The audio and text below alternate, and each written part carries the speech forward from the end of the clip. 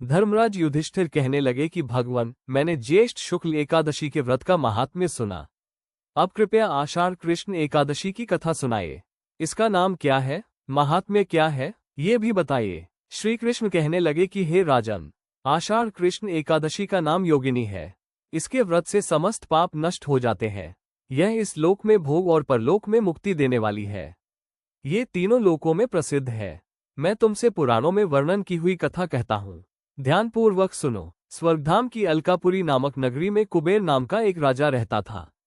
वो शिव भक्त था और प्रतिदिन शिव की पूजा किया करता था। हेम नाम का एक माली पूजन के लिए उसके यहाँ फूल लाया करता था। हेम की विशालाक्षी नाम की सुंदर स्त्री थी। एक दिन वह मानसरोवर से पुष्प तो ले आया, लेकिन कामासक्त होने के कारण वह अपनी स्त्री से हास्य विनोद तथा रमण करने लगा। इधर राजा उसकी दोपहर तक राह देखता रहा। अंत में राजा कुबेर ने सेवकों को आज्ञा दी कि तुम लोग जाकर माली के न आने का कारण पता करो, क्योंकि वो अभी तक पुष्प लेकर नहीं आया। सेवकों ने कहा कि महाराज, वो पापी अतिकामी है, अपनी स्त्री के साथ हास्य विनोद और रमण कर रहा होगा। ये सुनकर कुबेर ने क्रोधित होकर उसे बुलाया। हेम माली राजा के भय से कांपता हुआ उपस्थित हुआ।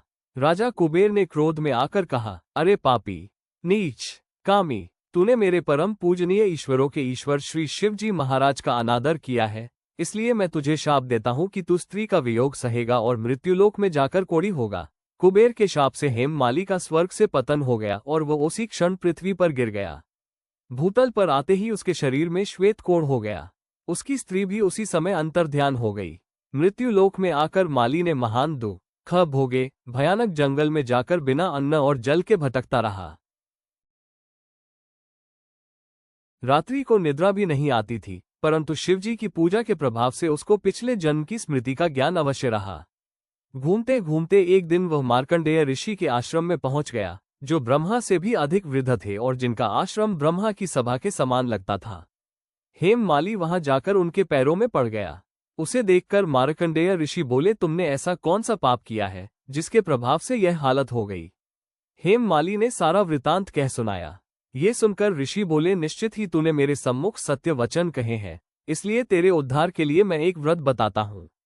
यदि तू आषाढ़ मास के कृष्ण पक्ष की योगिनी नामक एकादशी का विधिपूर्वक व्रत करेगा तो तेरे सब पाप नष्ट हो जाएंगे।